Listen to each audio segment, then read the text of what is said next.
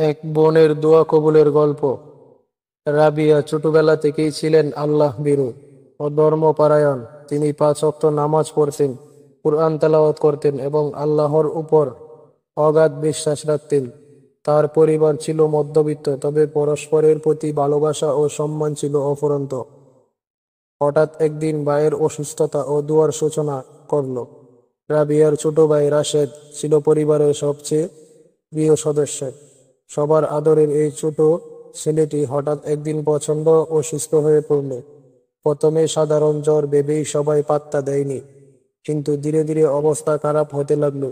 স্থানীয় চিকিৎসকের কাছে নিয়ে গেলে তিনি জানান রাশেদের অবস্থা গুরুতর, দ্রুত বড় শহরে নিয়ে যেতে হবে। রাবিয়ার বাবা মা তাকে শহরে বড় হাসপাতালে ভর্তি করালেন।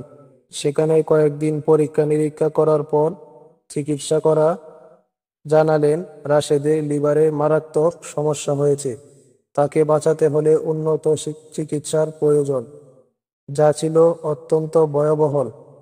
তাদের মতো সাধারণ পরিবারের পক্ষে এত টাকা জোগাড় করা অসম্ভব ছিল। রাবিয়ার দুর্বিশ্বাস ছিল ও কান্না ভেজা দোয়া রাবিয়ার দুর্বিশ্বাস ও কান্না ভেজা দোয়া। রাবিয়া জানতেন চিকিৎসা করা মানুষের কাজ, কিন্তু শেফা ও সুস্থতা দেওয়া কেবল আল্লাহর হাতে। তিনি গভীর রাতে তাহাজ্জুদ পড়ে আল্লাহর দরবারে কেঁদে কেঁদে দোয়া করতে লাগলেন। তিনি বললেন, হে আল্লাহ, তুমি তো মহান। তুমি চাইলে অসাধ্যকে সাধ্য করে দিতে পারো। তুমি আমার ভাইকে সুস্থ করে দাও। আমাদের এই পরীক্ষা সহজ করে দাও। তুমি তো সাফি, আরোগ্যতা। তুমি ছাড়া আমাদের আর কেউ নেই। তার দোয়ার মধ্যে ছিল এক অবিশ্বাস ও আন্তরিকতা। তিনি একটানা কয়েক রাত তাহাজ্জুদ পড়ে দোয়া করতে থাকলেন, রোজা রাখলেন এবং সর্বদা আল্লাহর রহমত প্রার্থনা করতে লাগলেন। অলৌকিক পরিবর্তন ও সুস্থতার আশ্চর্যজনক ঘটনা। একদিন ভোরের দিকে যখন ফজরের আযান হচ্ছিল, তখন রাবিয়া স্বপ্নে দেখলেন এক এক শুভ্র পোশাক পরিহিত ব্যক্তি তাকে বলছেন, তোমার দোয়া কবুল হয়েছে, চিন্তা করো না, আল্লাহ তোমার ভাইকে সুস্থ করে দিবেন। রাবিয়া ঘুম থেকে উঠে আনন্দে কেঁদে ফেললেন। সকালে যখন হাসপাতালে গেলেন, তখন অবাক করার মতো ঘটনা ঘটল। চিকিৎসকরা বললেন, এটা অবিশ্বাস্য, রাশেদের রিপোর্ট আগের থেকে অনেক ভালো এসেছে। মনে হচ্ছে সে দ্রুত সুস্থ হয়ে উঠবে।